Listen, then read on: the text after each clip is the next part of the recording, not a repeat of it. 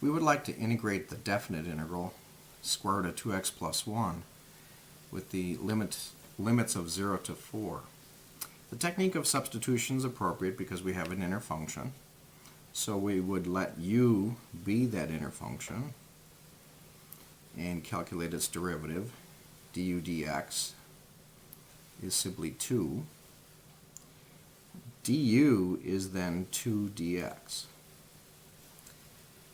In this case, we don't have a 2 in the integrand, so we would like a substitution for dx. If I solve this for dx, I end up with 1/2 du. And then that will replace the dx. Rewriting the substitution, we'll have u to the 1/2 power,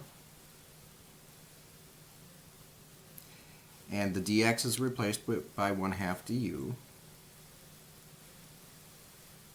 And it's common that we get new limits of integration that refer to our new variable u.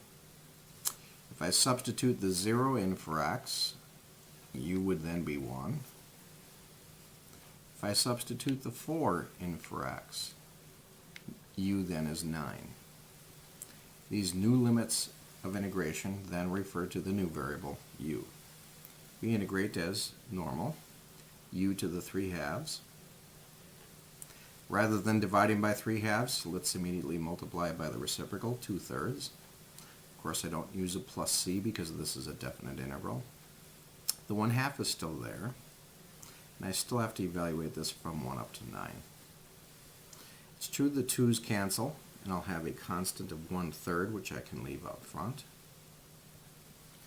And doing the substitutions, I then have 9 to the 3/2 minus 1 to the 3/2. 9 to the 3/2, if we square root it first, which is the 2 in the denominator of the exponent, I get 3. 3 cubed is 27. And of course 1 to the 3/2 is 1. So I get 27 minus 1, or 26.